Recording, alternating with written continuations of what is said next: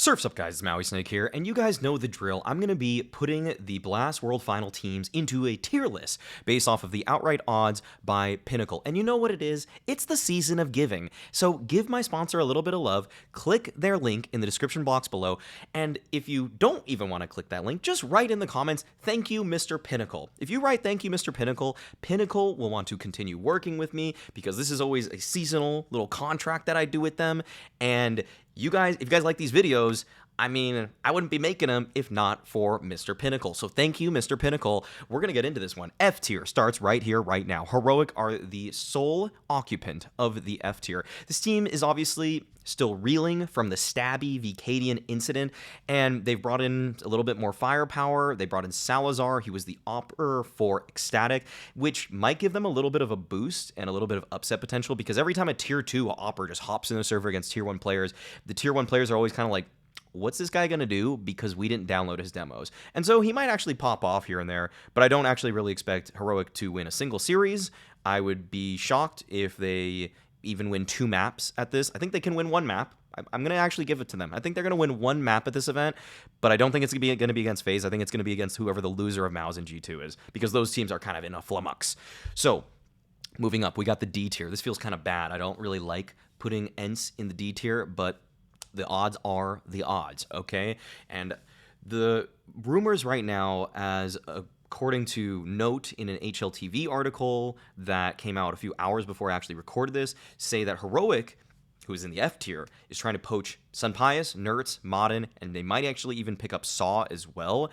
And so this team might just get picked apart for scrap metal, and maybe we'll see a new construction in the future. But as it stands right now, if I really just want to grade ENCE's gameplay, I haven't really been too big of a fan just yet of this roster and how it's come together. They lost to Apex at Elisa, and they had the 3rd worst T side at the event. When I really watched their team and their T side, I just felt like they were a little bit more disjointed than I normally would expect ENCE to be, and they had the worst 5v4 conversion rate on T side also, and that is a pretty big indictment to Glaive and his calling and his comeback to calling. And so I expect that ENCE could have played a little better at this tournament, but now that I know that they're probably going to go into separate directions, it's kind of like, why would they even try to play as a team? And so I find it incredibly unlikely that they're going to be making it through and winning this event, which is why 17x odds seems pretty fair, because I just don't think they really have a chance in hell. Okay, C tier, here we go. It's going to be Na'Vi, and this team is, it feels like it's actually coming together in some ways, more so in terms of teamwork, but I actually feel like this team of the remaining 6 has probably the worst firepower. If we talk about just 5-man lineups, this team is falling behind in a lot of categories. Wonderful is seemingly going to be a star for the future. I don't think he is a superstar yet by any means. Bit has been their best player overall, and Ema still just has not found his footing on this team. I thought that he was trending slightly upwards at one point with the roster. I started realizing or recognizing that in ESL Pro League, for example, he was mitigating some of those losing conditions on his extremity lurks, but now he is the worst player by rating in CS2, and I am including Alexi B, and that is not okay. That's just not okay. If you're going to win tournaments, that kind of player, that kind of role needs to be someone that is probably topping the charts, and Ema is just well behind in terms of ability, and I need to see something more from him to even really have much faith for the future of his career, but I don't think that the rehabilitation tour begins at this event. So yeah, Na'Vi at the bottom of the C tier. Next up is Maus, who actually don't really have even that much better odds, but I think Maus are in a much better position, even though they're playing with Brolin. And I think that the odds for Maus still being better than Na'Vi, who has a stable lineup, is more so a testament to how strong the core of Maus actually is. And that is because Torzy has been actually a pretty solid opera when it comes to CS2. He's only had 1 mediocre tournament at the CAC. And when you look at Yimpat, I think that guy is destined to be a top 20 player at some point in his life as well. And that's all while, like, I'm talking about all these stuff and these little bright spots for the team, but they lost their best player. Frozen, to me, was their best player. I don't care that Torzy won the MVP at ESL Pro League. I think that was actually Frozen's award. And I mean, I watched the whole thing of that tournament. I watched practically every single week of that tournament. I watched every week. I probably missed like a day of that whole thing. I streamed the whole thing. But either way, yeah, no, with Maus for me, I have a really hard time thinking that this team's going to win. But if I want to get into the Brolin topic just a little bit here, I want to say that Brolin it's obviously a huge question mark. I've rated him very highly in the past, but I rated him really highly on Swedish teams because, and I brought this before on a Hot Take Point Made episode, that many people conflated Brolin's downfall as an individual with him being a Krieg abuser or an AUG abuser. That wasn't the case. He actually started performing better individually after the Krieg got nerfed. But he is a Swedish language abuser because his numbers drop off considerably when he's not playing on a team that's speaking Swedish. And so this team's obviously not going to be speaking Swedish. And so I don't know if Brolin's going to be able to integrate very well. I know that he might have a little bit of a honeymoon and might individually perform pretty well. But in terms of his actual communicative abilities, just doesn't seem like they're up to snuff, or really even the player that he once was is just, it's a shadow of himself when he's speaking in English. So I don't think that they are probably going to even be keeping Brolin once they start to like really work with him and realize, oh, okay, this guy's not having the best time. Maybe his English has gotten better, but I need to see that to believe that. And nothing has indicated to me that that's the case. Now we are entering the B tier. This team now with Bumic at the helm is one of the most frustrating teams that is in the CS space because their T-sides are better. Their T-sides look better now, guys. They've been much more efficient when it comes to like taking map control. When I watch them, they pull off really good splits. I feel like the mid-rounding is just overall better. I think their game plans are better now that Bumic is at the helm, and I think that they can even adjust in a half. This is obviously better than when Electronic was calling. I would even go as far to say that this is better than when Nafany was calling about a year ago for this team. So I like this team a lot right now, but we have to address the elephant in the room, which is that this team doesn't have an AWPer. And that's why at some of the more recent events that this team has played, they have had the worst CT side of practically every team. So that doesn't seem like it's going to get any better anytime soon unless one of these players suddenly develops the skill to be a prodigy AWPer. And I'm going to give you guys a fat old spoiler right here. That's not going to happen. So can't really see this team. I'll say this. This is the kind of tournament that Cloud9 could just get through and steamroll, but then when it gets to a grand finals or like a high pressure game versus like a Vitality or a FaZe, that op difference is going to make the difference. But in my eyes, I mean, Cloud9 is pretty safely a top 4 team at this event. I would say that they're a top 6 team in the world right now, top 7 maybe even, and that's without an AWPer. Like, how impressive is that as a team? But yeah, don't really imagine that they're going to be winning this event. I think they're going to just surprise us at one event, though, where it's like, oh, this team didn't even have an AWPer and they won. Like, Liquid was doing it for a while with Nitro and the Grand Slam of things, but I feel like it wouldn't be an end of the season sort of thing. It would probably be like a new season starting sort of boost where somehow everybody's just in incredible rifle form and they don't need an AWPer for one tournament. But next up in the B tier is G2, and these odds feel a little bit ridiculous if you guys have been watching G2 online lately.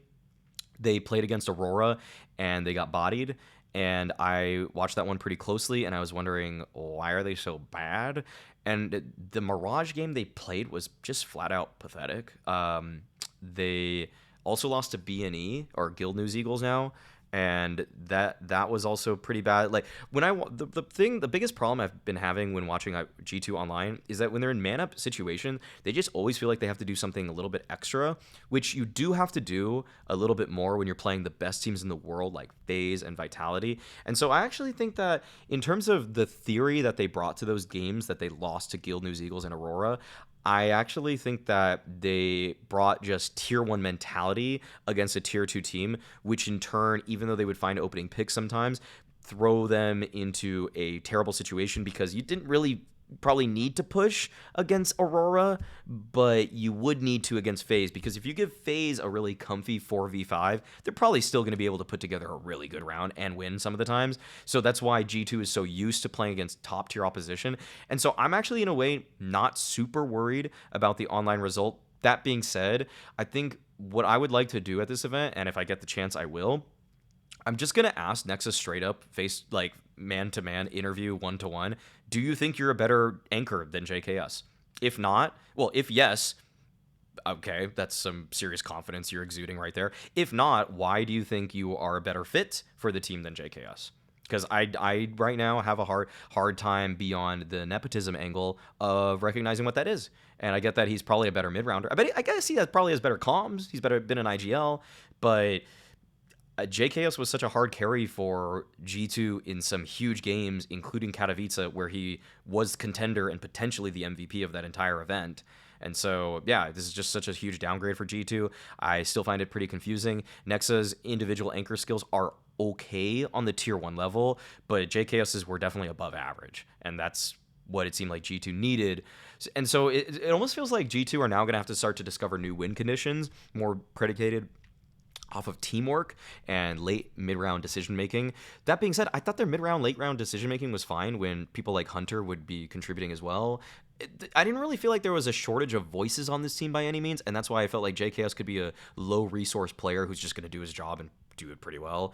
So yeah, that's why they're still in the B tier. I think Pinnacle's odds are just a little bit higher than I would have probably given G2, but it's kind of a fun team to maybe take a flyer on and just watch the progression of this team, because the one-on-one versus Maus early on, I think they could win that. And then, but I don't think they're going to beat FaZe in their group, but I do think that they're going to make it out of Group B. Like, Heroic is just so obviously going to lose Group B that G2 is going to get a playoff berth, aka just top 6 at this event. So let's move into the A tier.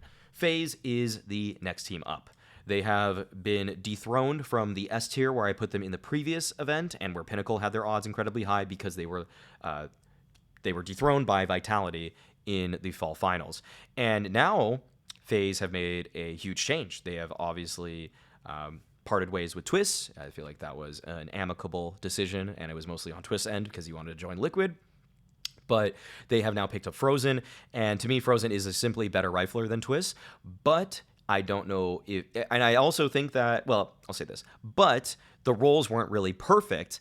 Another but, an addendum to the but on but right there, BBL, call it that, is that Frozen is one of the most versatile riflers in the world. A lot of people started discrediting Frozen's abilities to be a versatile rifler because his entry stats weren't good. And I think that is such a layman way of looking at how aggressive a player is, because you're only looking at the first engagement in a 5v5. And yes, that stat does obviously indicate, is someone going for entries? Are they aggressive? But it's also kind of a shortcut, because Frozen would still make plays in the mid-late round for the team when it needs to be done. If he needs to run in, he's going to run in. He was never like a player that was just super baity and playing back. Sometimes, obviously, on lurks, if he's just too far away from the action, he would not really find involvement. But to me, Frozen was more or less always playing winning Counter-Strike, as opposed to other baiter type lurkers that have come before him, and yet he still put up good numbers even while being a little bit selfless. And so I think that Frozen is going to do just fine.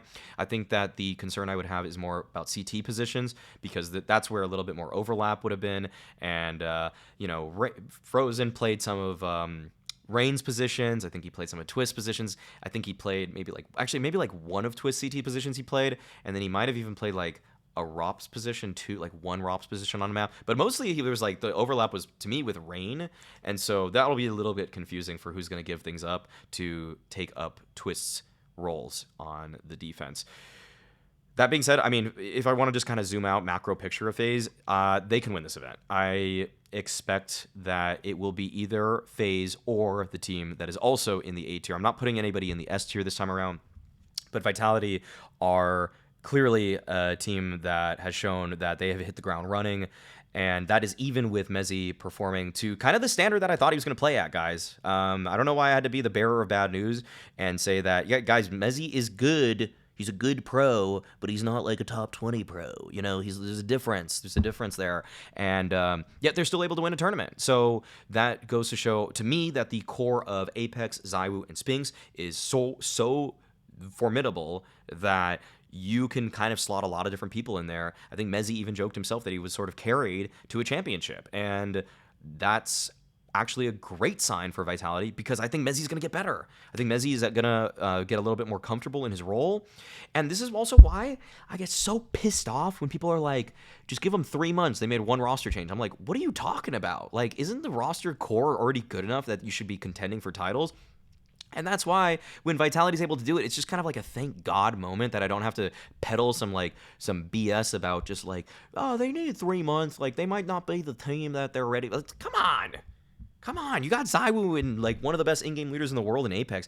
For my money, by the way, I think Apex is I would say he actually is the best in-game leader right now. I think I like the couple other people that I want to have in the running for that are Snappy, who I can't rate right now because he's on Falcons and that team has not done anything for a while. And the other would have been Cadian. But if we want to talk about big moments and having a team choke around you, I mean, Cadian elevated his players in group stages to be above the sum of their parts and even get them some deep tournament runs. But Apex got it done enough times now where, yes, he has the best player in the world in Zywoo, but they had to fix some things with this team, and they had to just win right now with a guy coming in that was unfamiliar with their team. He did it without Zonic, by the way. Like all of these variables that you shifted around Apex, he has still been thriving. So Apex is my number one in-game leader in the world. Vitality is the number one team at this event. I would, if I had to just say, to head, I don't know, like we're playing Counter-Strike, gun to head, who would I pick to win the tournament? It's Vitality right now. I kind of like the story of FaZe and Frozen, but the thing is that whereas FaZe are going to be playing a little bit of catch up, Vitality are just going to build off their success already. So I'm all in on these two A tier teams. So as always, guys, bet responsibly if you do decide to bet, and be sure to follow me on Twitter and Instagram. That's where I've been doing most of my stuff lately. And I'm just going to tell you guys, because it's fun, what my shirt of the day is, because I wear a lot of fun graphic tees, I've realized, over the years. And this is a Supreme Yoji Yamamoto Tekken t-shirt. Yeah, I just need 50 collabs to even get excited about a t-shirt nowadays. So I don't know, whatever. I don't know if I'm going to continue doing this, but I just wanted to flex a little bit. Sue me. And as always, being toxic is a choice.